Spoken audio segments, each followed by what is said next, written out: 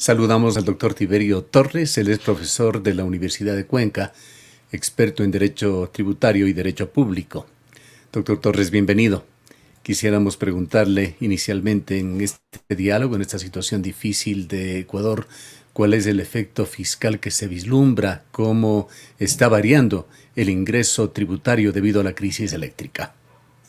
Apreciado Gustavo, buenos días. Siempre es para mí un gusto estar en contacto con usted y con los amigos de Antena 1. El panorama en realidad es preocupante. La recaudación seguramente se verá afectada en estos días por lo que ya se siente en los mercados, lo que ya se siente en las tiendas de los barrios, y es un fenómeno de menor consumo. El consumo está viéndose disminuido, hecho que está agravándose además por la circunstancia de los apagones que lamentablemente no permite el normal desenvolvimiento de las actividades en los locales comerciales, en los locales industriales, las fábricas que no pueden trabajar a tiempo completo. Eso va a significar evidentemente menos plata en los bolsillos de los consumidores en general, consecuentemente menor recaudación tributaria. Si todavía no hemos sentido con fuerza una disminución en la recaudación, es porque de cierta forma todavía venimos arrastrando un poco el coletazo de lo que fue la recaudación extraordinaria que tuvo el Estado por efecto de la remisión tributaria. Eso todavía lo hemos venido sintiendo hasta ahora, que la gente no ha sentido en sus bolsillos la falta de dinero, pero va a empezar a ocurrir una falta de dinero en la población, una falta de consumo, una disminución en el consumo, una disminución en la recaudación tributaria, y lamentablemente eso significará también problemas mayores en la caja fiscal. El gobierno venía acumulando un déficit del orden de unos 1.000 millones durante estos primeros 9 meses del 2024, y ahora se han incrementado los gastos significativamente por la crisis eléctrica, incluso con grandes inversiones que no estaban previstas.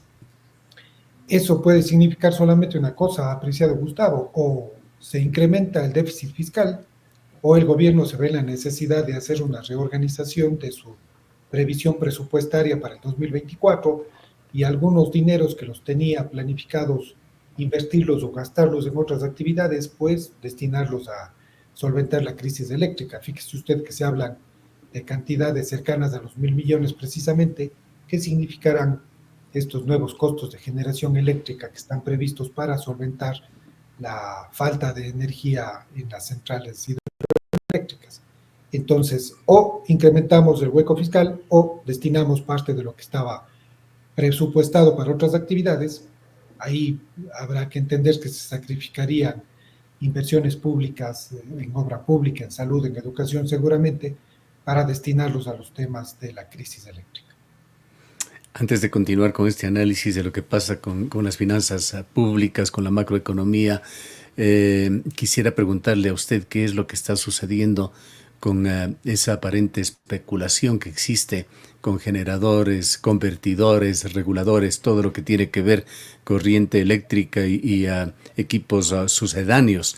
Estos han seguido subiendo, en algunos casos hasta se han triplicado de precio, en el menor de los casos han subido por lo menos un tercio, empezando por las baterías, pasando por los alambres y por todos estos equipos.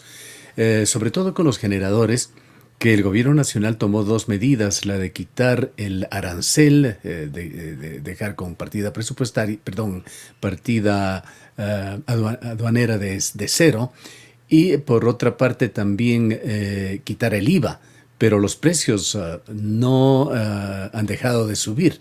¿A qué se debe esto? ¿Tiene que ver con el tema de la oferta o la demanda, o es plano y simple el tema de la especulación?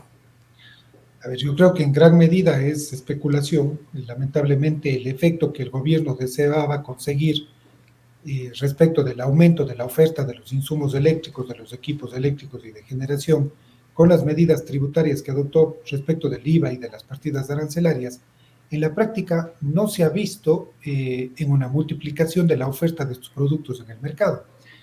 Y eso solo tiene una explicación: los proveedores de estos bienes están acaparando los bienes, están generando intencionalmente una escasez, lo que les permite evidentemente incrementar los precios.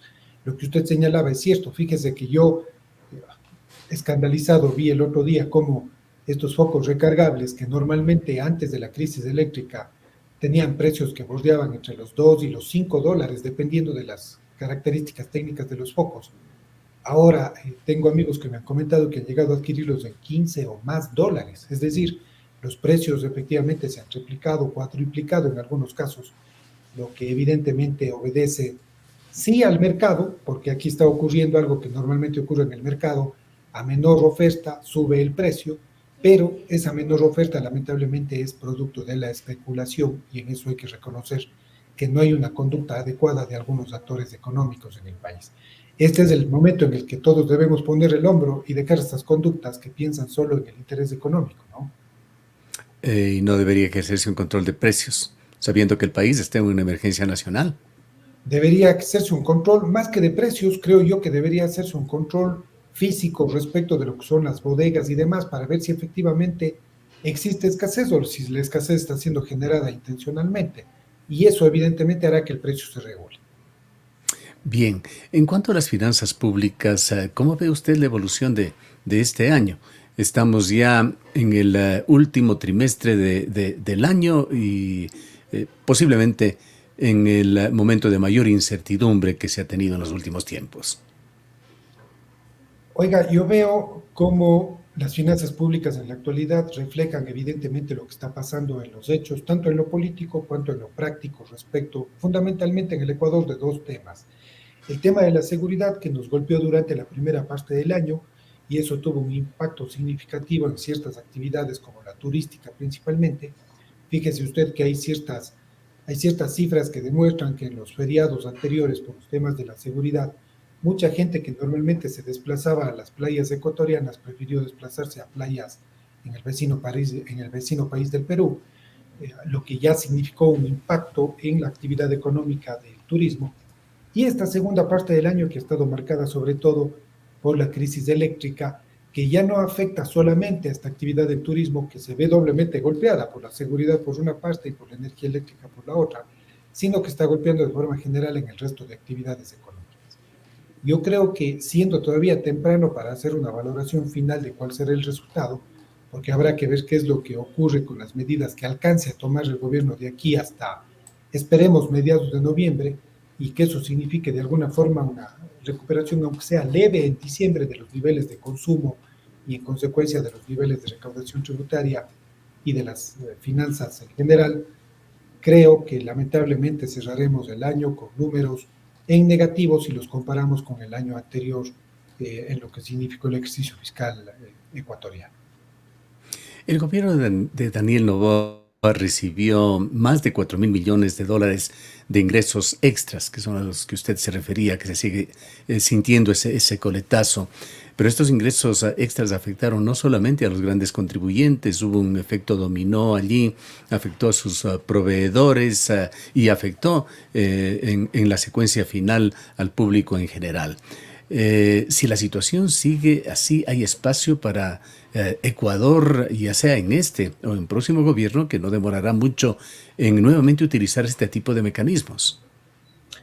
Mire, yo creo que lamentablemente, dado los resultados que han producido las remisiones tributarias, estas han demostrado ser sobre todo un mecanismo eficaz de recaudación extraordinaria de ingresos. Entonces, lamentablemente, pese a que no es lo óptimo, pese a que lo deseable sería que las remisiones tributarias sean en realidad extraordinarias y se produzcan situaciones realmente extremas como la que tuvimos, por ejemplo, en el terremoto o la que tuvimos en la guerra con el Perú en la década de los 90, que sí son causas que justificarían este tipo de medidas, lamentablemente han demostrado ser, como les decía hace un momento, un muy buen instrumento de recaudación y está siempre a la mano de los gobernantes. Yo estoy seguro, no podría decirlo si el próximo gobierno lo hará, dadas las condiciones actuales de la economía, pero estoy seguro que veremos a futuro, en el corto y mediano plazo, algunas remisiones tributarias más.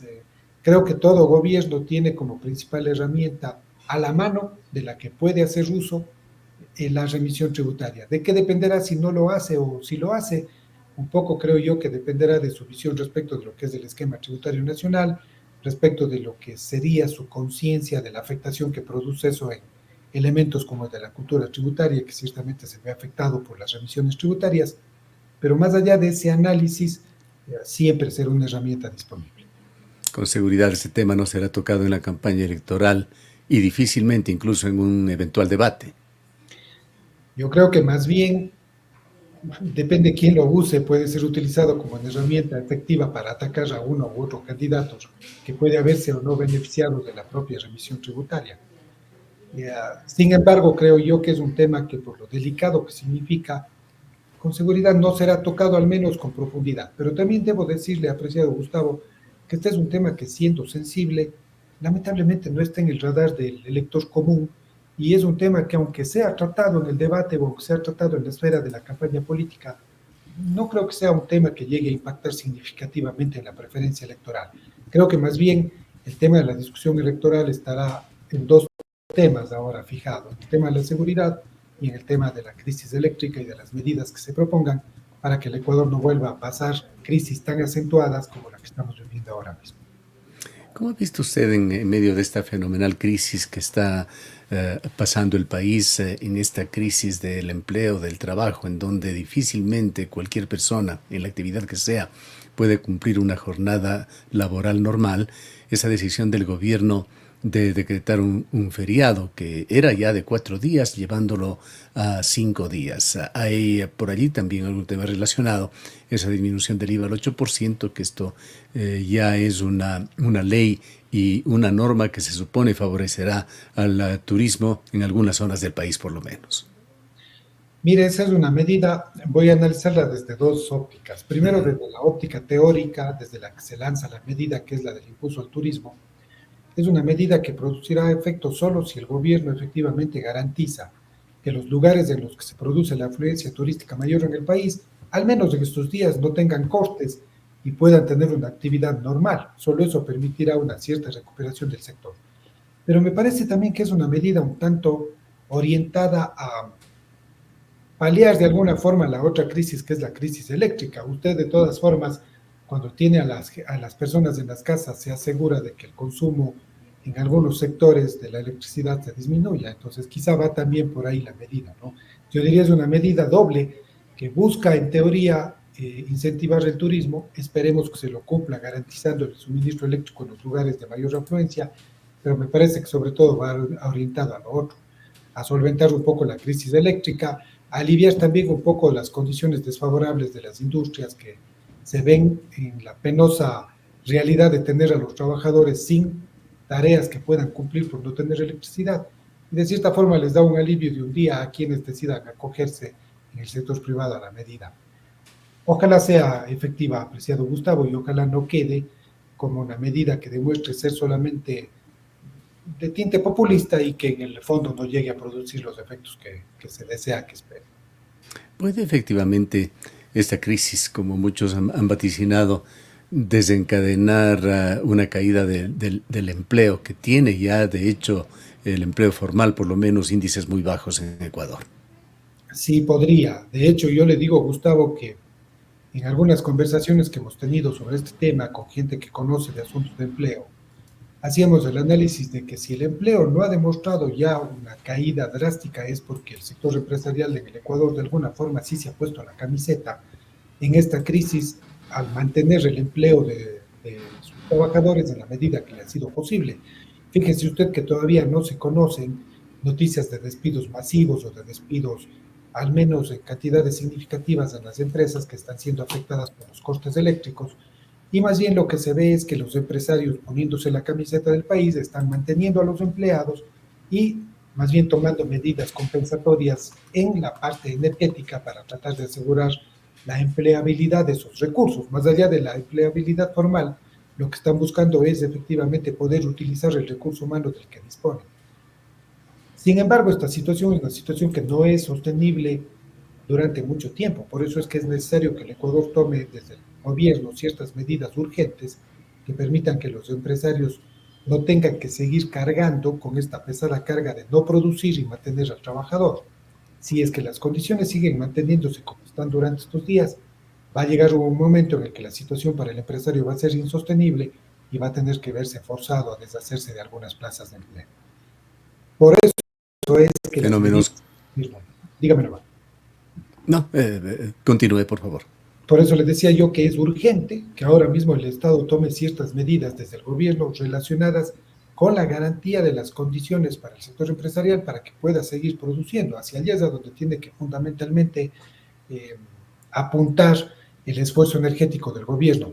Es inexplicable cómo en algunas cabezas del gobierno pudo pensarse semanas anteriores en afectar precisamente al sector industrial con los costes más largos, cuando eso produce este efecto de disminución del empleo. Más bien, si es que alguien tiene que sacrificarse, sin que diga que, que está bien que se lo haga, pero si algún sacrificio mayor debe haber es en el sector en donde menos se afecta al empleo. Allá es a donde deben apuntar fundamentalmente los razonamientos y debe más bien al sector industrial que no está en la posibilidad todavía de proveerse de medios propios de generación, tratar de garantizársele algunas condiciones mínimas de operación. Veamos si la ley que se acaba de aprobar con carácter económico urgente, que sí contiene algunas medidas que permitirán al sector privado autoabastecerse de energía, en realidad producen el efecto deseado y eso va generando una disminución de la brecha respecto de la provisión eléctrica. Fenómenos como la migración tenderán a crecer. Ya ha crecido, yo diría que el último año es una demostración clara de este fenómeno. Ayer escuchaba precisamente en su medio de comunicación un dato de que más de 100.000 personas han sido deportadas en los últimos tiempos en sus intentos de ingresar a los Estados Unidos fundamentalmente, lo que no es sino una demostración de las pésimas condiciones en las que estamos y que obligan a la gente a salir.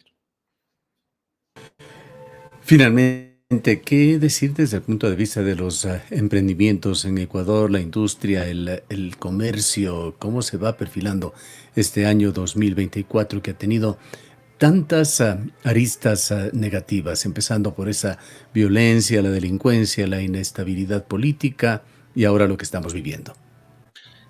Lamentablemente, el sector microempresarial y el sector emprendedor, que es el que curiosamente genera la mayor cantidad de empleo, es la que menos ha podido crecer dadas estas condiciones.